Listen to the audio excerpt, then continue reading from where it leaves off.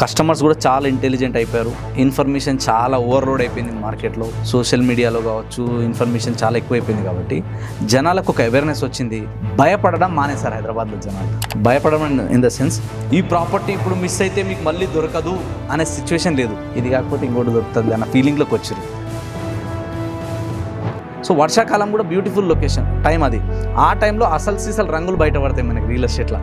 So చాలామంది ఏంటంటే వర్షాలలో ఎవరు తడుచుకుంటూ పోతారంటారు, కానీ అసలు sisal property కొనాల్సింది వర్షాకాలంలోని.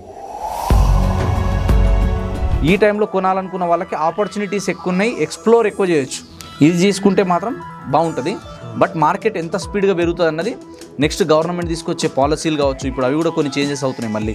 So government policies కావచ్చు, కొత్త కొత్త డెవలప్మెంట్స్, ప్రోగ్రెస్, వీటిని బేస్ చేసుకొని మార్కెట్ పెరుగుతుంది. సో రియల్ ఎస్టేట్ ఏంటంటే కొనాలనుకున్న వాళ్ళకి ఈ మూమెంటే right moment. Don't make decisions on videos. Only videos చూసి డెసిషన్ తీసుకోవద్దు. గ్రౌండ్లో దిగాలి, సైట్లకు వెళ్ళాలి, ప్రాజెక్టులు చూడాలి, అన్ని వెరిఫికేషన్ చెక్ చేసుకొని అన్నీ క్లియర్గా ఉన్న తర్వాత మాత్రమే గైడెన్స్ తీసుకొని ఇన్వెస్ట్మెంట్ చేయాలి. గైడెన్స్ లేకుండా వెళ్తే మాత్రం మనం చాలా ఇబ్బందులు పడతాం. ఎందుకంటే ఎవరైనా సరే నాది బాగుంది, నా ప్రాజెక్ట్ బాగుంది అని చెప్తారు, కానీ ప్లస్లు మైనస్లు అన్నీ చెప్పరు కదా. కాబట్టి గ్రౌండ్ లెవెల్లో తెలిసిన వాళ్ళు మాలాగా రియల్ ఎస్టేట్లో చాలామంది ఉన్నారు ఎక్స్పర్ట్స్. వాళ్ళ సలహాలు సూచనలు తీసుకుని వెళ్ళండి. వాళ్ళ సలహాలు సూచనలు మాకెందుకు, మేమే కొంటామంటే కొనేటప్పుడు మీకు అన్నీ సూపర్ ఉంటుంది, మార్కెట్ కంటే తక్కువ వస్తుంది, అన్నీ స్మూత్గా జరుగుతాయి. కానీ రేపు రీసేల్కి వెళ్ళేటప్పుడు ఇబ్బందులు వస్తాయి.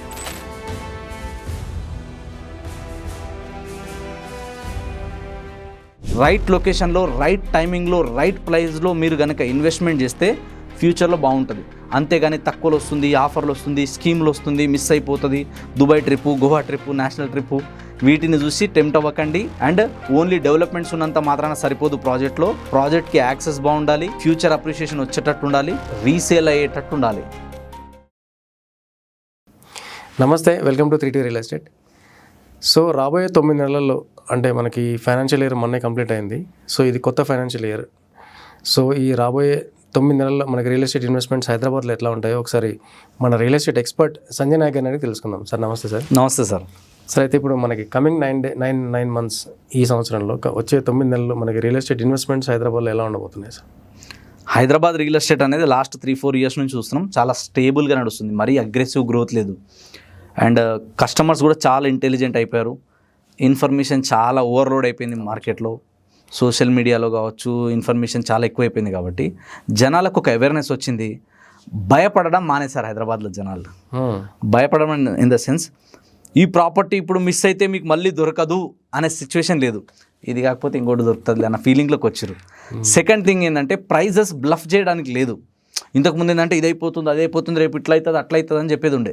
బట్ ఇప్పుడు మార్కెట్ల కండిషన్లో జనాలు నమ్మట్లేదు అట్లా. సో ఆ ఫేక్ చేస్తే జనాలు ఇట్లా గుర్తుపట్టేస్తారు. సో ఇదొకటి వచ్చింది. నెక్స్ట్ వచ్చేసి ఏంటంటే కొంచెం ఇప్పుడున్న మార్కెట్లో ఏంటంటే ఎండాకాలం స్టార్ట్ అయింది. సో పిల్లలకి ఈ టైంలో ఏముంటాయంటే ఎగ్జామ్స్ ఉంటాయి. సో 10th క్లాస్ దగ్గర నుంచి చాలా ఇంపార్టెంట్ రోల్ ప్లే చేస్తుంది. సో 10 సంవత్సరాలు చదువుకున్నారు, ఇప్పుడే 10th క్లాస్ ఫస్ట్ ఎగ్జామ్ లైఫ్లో పబ్లిక్ ఎగ్జామ్ రాస్తున్నారు. పేరెంట్గా మేమే దగ్గరుండి కేర్ చేయాలని చెప్పి పేరెంట్స్ ఏంటంటే ఈ టైంలో వేరే ట్రిప్స్ కానీ ప్లాన్స్ కానీ ఏం పెట్టుకోరు. వాళ్ళు కంప్లీట్లీ పిల్లల మీద ఫోకస్ ఉంటుంది. సో అదొక రీజన్.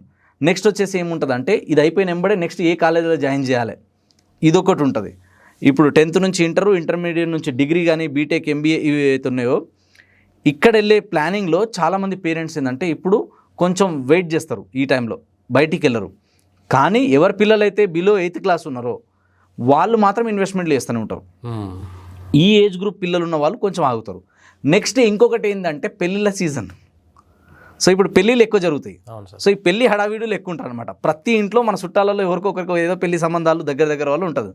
సో ఈ హడావిడిలో కొంచెం ఉంటారు. ఇప్పుడు ఇంకా ఏంటంటే ఇంకా ఎగ్జామ్స్ అయిపోలేవు పిల్లలకి, ఇంకా ఎగ్జామ్స్ నడుస్తున్నాయి చిన్న పిల్లలకి. సో ఈ ఎగ్జామ్స్ అన్నీ అయిపోయిన తర్వాత ఇంకోటి ఏముంటుందంటే ఎండాకాలం కదా, పిల్లల్ని తీసుకొని బయట తిరుగుతాం అని చెప్పి కూడా కొందరు ఉంటారు.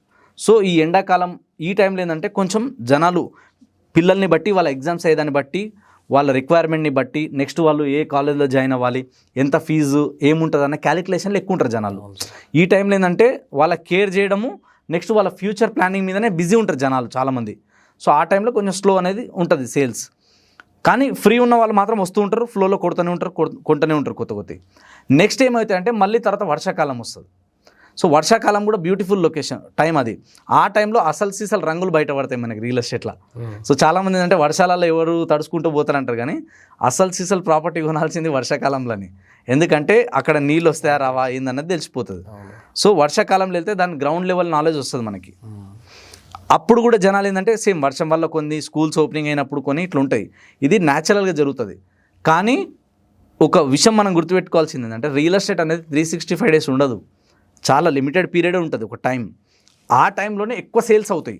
మిగతా టైంలో మార్కెట్ సర్వైవల్ అవుతూ ఉంటుంది, అప్స్ అండ్ డౌన్స్ అవుతుంది. కానీ 3 to 6 months ఒక 8 months మాత్రం ధనధనా కొడుతుంది. ఆ కొట్టే టైం వచ్చేంత వరకు వెయిట్ చేయాలి. అంటే ఏ పీరియడ్ అంటారు కరెక్ట్ కదా మీరు అన్నది? సో జనరల్గా అయితేనేమో ఈ సమ్మర్లో ఉంటుంది యాక్చువల్లీ. ఇప్పుడు పిల్లల ఎగ్జామ్స్ అయిపోగానే చాలామంది వస్తున్నారు మెల్లిమెల్లిగా పేరెంట్స్. నెక్స్ట్ వచ్చేసి ఏంటంటే ఈ డిసెంబర్ మూమెంట్ టైంలో, మార్చ్ మూమెంట్ టైంలో అట్లా ఉంటుంది. మళ్ళీ మధ్యలో ఏంటంటే కొంచెం 1-2 months ఒక్కొక్కసారి బ్రేక్ వస్తుంది. పెళ్ళిళ్ళ సీజన్ ఉన్నప్పుడు, ఎగ్జామ్స్ ఉన్నప్పుడు క్వైట్ న్యాచురల్ అది. సో అంతేగాని దాని ఎఫెక్టే మొత్తం ఉంటుందని కూడా చెప్పనీకి లేదు. Depends upon people to people మారిపోతుంది అది. అండ్ ఇప్పుడు ఏంటంటే హైదరాబాద్ మార్కెట్ లాస్ట్ 3 months నుంచి చూస్తే స్లోగానే ఉంది, బట్ ఎక్కడ డౌన్ఫాల్ కాలేదు. ప్రైజెస్ అయితే ఎక్కడ తగ్గలేదు. సో ఇప్పుడు ఇంకోటి ఏంటంటే కొత్త ప్రాజెక్ట్ లాంచ్ చేయాలంటే కొందరు ఆలోచిస్తున్నారు. ఈ టైంలో ఆలోచించి మనం పెట్టాలా వద్దా, కొత్త ప్రాజెక్టు కొత్తది స్టార్ట్ చేయాలా వద్దా అనే ఆలోచనలు ఉన్నారు. నెక్స్ట్ ఇందాక చెప్పినట్టు కస్టమర్ ఎవరు ఫోమోలో పోయి కొనట్లేదు. ఇది పోతే ఇంకోటి దొరకదేమో అన్న ఫీలింగ్లో లేరు. ఇది ఇంత డబల్ అయిపోతుంది, ట్రిపుల్ అయిపోతుంది అంటే జనాలు నమ్మేటట్లు లేరు. ఇదొకటి ఉంది. సో ఇలా కొన్ని వేరియేషన్స్ ఉన్నాయి కాబట్టి ఈ టైంలో కొనాలనుకున్న వాళ్ళకి ఆపర్చునిటీస్ ఎక్కువ ఉన్నాయి, ఎక్స్ప్లోర్ ఎక్కువ చేయొచ్చు. ఇది చేసుకుంటే మాత్రం బాగుంటుంది. బట్ మార్కెట్ ఎంత స్పీడ్గా పెరుగుతుంది అన్నది నెక్స్ట్ గవర్నమెంట్ తీసుకొచ్చే పాలసీలు కావచ్చు, ఇప్పుడు అవి కూడా కొన్ని చేంజెస్ అవుతున్నాయి మళ్ళీ.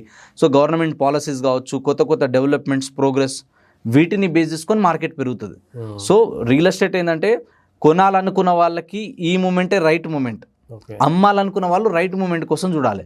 ఎందుకంటే మార్కెట్లో మంచి బజ్ వచ్చినప్పుడు, ఒక బూమ్ వచ్చినప్పుడు అమ్మాలి. కానీ కొనాలనుకున్నప్పుడు మార్కెట్ డౌన్ఫాల్ ఉన్నప్పుడే మనం కొనాలి. సో ఎందుకు డౌన్ఫాల్ ఉన్నప్పుడు కొనాలంటే అప్పుడు మీకు మంచి ప్రాపర్టీస్ దొరుకుతాయి, ఛాన్స్లో వస్తాయి, మార్కెట్ ప్రైస్ కంటే కొంచెం తక్కువలో వస్తాయి, అవసరాలకు తగ్గట్టు అమ్ముకుంటారు. సో అట్లాంటప్పుడు ఏంటంటే మన దగ్గర నెట్ అమౌంట్ ఉన్నాయనుకోండి క్యాచ్ చేసుకోవాలి. కానీ ఇంకొక పర్సనల్గా నేను ఇంకో సజెషన్ ఏంటని చెప్తా అంటే, మీరు హైప్ను చూసి కొనకండి దయచేసి. సెకండ్, మీ బడ్జెట్ని మించి అప్పులు తీసుకొచ్చి కొనకండి. అప్పులు తీసుకొచ్చి మీరు ప్రాపర్టీలు కొంటే తిప్పలు పడతారు. ఇంకోటి ఏంటంటే ఈఎంఐలు కట్టలేక మనం ఇబ్బందులు పడతాం. కాబట్టి ఈ టైంలో ఏంటంటే జాబులు పోతున్నాయని చెప్పేసి, మార్కెట్ కండిషన్ చేంజెస్, యుద్ధాలు జరుగుతున్నాయి, ఇలా కొన్ని వేరియేషన్ ఫ్యాక్టర్స్ వచ్చి జనాలు ఏంటంటే ఈ టైంలో డబ్బులు బయటికి తీయాలంటే కూడా ఒక భయం స్టార్ట్ అయింది. కాబట్టి సేఫ్ సెక్యూర్ ఏదైనా ఉంది అంటే రియల్ ఎస్టేటే. కానీ రియల్ ఎస్టేట్లో కూడా ఏంటంటే మనం ఎక్కడ కొంటున్నాం, ఎవరి దగ్గర కొంటున్నాం, ఎంతలో కొంటున్నాం, మన బడ్జెట్ తగ్గట్టే కొంటున్నామా, ఓవర్లోడ్ వేసుకుంటామా మీద, ఏమన్నా రేపు జరగరాంది జరిగితే, రేపు ఏదైనా మార్పులు చేర్పులు వస్తే మన ఉద్యోగాల్లో, మన వ్యాపారాల్లో మనం ఆ పెయిన్ని తట్టుకునే కెపాసిటీ ఉందా లేదా చూసుకొని కొనాలి. ఎందుకంటే ఇంతకుముందు లాగా లేదు, సిచ్యువేషన్ ప్రతి 6 నెలలకి, ప్రతి సంవత్సరానికి మారిపోతుంది. కోవిడ్ తర్వాత నుంచి మన లైఫ్ స్టైల్ కూడా మారుతూ వస్తుంది. కాబట్టి దీన్ని బేస్ చేసుకొని ఇన్వెస్ట్మెంట్ చేయాలి. కాబట్టి ఫోమోలో కాకుండా ఇంకొకటి ఏంటంటే, don't make decisions on videos. Only videos చూసి డెసిషన్ తీసుకోవద్దు. గ్రౌండ్లో దిగాలి, సైట్లకు వెళ్ళాలి, ప్రాజెక్టులు చూడాలి, అన్ని వెరిఫికేషన్ చెక్ చేసుకొని అన్నీ క్లియర్గా ఉన్న తర్వాత మాత్రమే గైడెన్స్ తీసుకొని ఇన్వెస్ట్మెంట్ చేయాలి. గైడెన్స్ లేకుండా వెళ్తే మాత్రం మనం చాలా ఇబ్బందులు పడతాం. ఎందుకంటే ఎవరైనా సరే నాది బాగుంది, నా ప్రాజెక్ట్ బాగుంది అని చెప్తారు, కానీ ప్లస్లు మైనస్లు అన్నీ చెప్పరు కదా. కాబట్టి గ్రౌండ్ లెవెల్లో తెలిసిన వాళ్ళు, మాలాగా రియల్ ఎస్టేట్లో చాలామంది ఉన్నారు ఎక్స్పర్ట్స్, వాళ్ళ సలహాలు సూచనలు తీసుకొని వెళ్ళండి. వాళ్ళ సలహాలు సూచనలు మాకెందుకు, మేమే కొంటామంటే కొనేటప్పుడు మీకు అన్నీ సూపర్ ఉంటుంది, మార్కెట్ కంటే తక్కువ వస్తుంది, అన్నీ స్మూత్గా జరుగుతాయి. కానీ రేపు రీసేల్కి వెళ్ళేటప్పుడు ఇబ్బందులు వస్తాయి. సో రీసేల్ ప్రాబ్లం కూడా ఈజీ ఉండాలంటే ఒక గుడ్ రియల్టర్ని కలిసి అప్రోచ్ అయ్యి వాళ్ళ త్రూ వెళ్తేనే బెస్ట్ ఉంటుంది. సో మీరు ఎక్కడైనా ప్రాపర్టీస్ కొనండి, బట్ అడ్వైస్ తీసుకోండి, ఒక ప్రాపర్ ఇన్ఫర్మేషన్ తీసుకోండి. అన్నీ ఫ్రీగానే కావాలి, అన్ని వీడియోలలో చూస్తా అంటే ఇప్పుడు మార్కెట్లో అవేర్నెస్ పెరిగింది, జనాలు అన్ని ఫ్రీగా చూడట్లేదు. సో ఫ్రీగా ఏది అన్ని ఎందుకు వస్తాయి సార్, మనం పీల్చుకునే గాలే ఫ్రీగా వస్తలేదు, అవునా కదా. సో ఫ్రీగా ఏది రాదు లైఫ్లో, everything has their own hidden cost.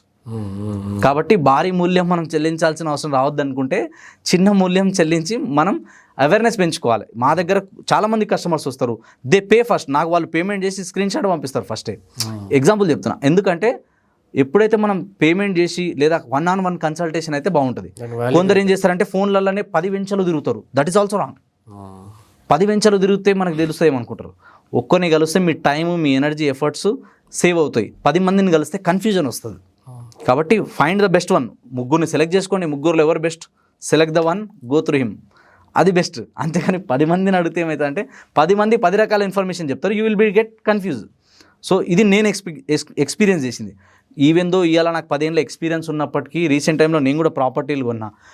ప్రాపర్టీలు కొన్నా కూడా ఈరోజు కూడా నేను ఒక రియల్టర్ ఎక్స్పర్ట్ ఎవరైతే ఉంటారో పర్టికులర్ లొకేషన్లో వాళ్ళ గైడెన్స్ తీసుకునే కొంటా. నాకు తెలియదా అంటే తెలుసు, బట్ స్టిల్ ఒకరు ఉంటే మనకి ఇంకా ఏమన్నా గ్రౌండ్ లెవెల్లో రియాలిటీ తెలుస్తుంది. నాకు చెప్పనివి ఏమన్నా ఆయన త్రూ తెలుస్తాయి.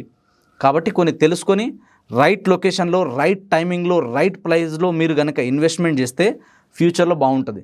అంతేగాని తక్కువలో వస్తుంది, ఆఫర్లు వస్తుంది, స్కీమ్లు వస్తుంది, మిస్ అయిపోతుంది, Dubai trip, Goa trip, national trip, వీటిని చూసి టెంప్ట్ అవ్వకండి. అండ్ ఓన్లీ డెవలప్మెంట్స్ ఉన్నంత మాత్రాన సరిపోదు. ప్రాజెక్ట్కి యాక్సెస్ బాగుండాలి, ఫ్యూచర్ అప్రిషియేషన్ వచ్చేటట్టు ఉండాలి, రీసేల్ అయ్యేటట్టు ఉండాలి, లేదా మనం ఇల్లు కట్టుకోవాలంటే సూట్ అయ్యేలాగా ఉండాలి. ఇలా అన్నీ మ్యాచ్ చేసి చూసి కొనండి. ₹1,00,000, ₹2,00,000 ఎక్కువైనా పర్లే.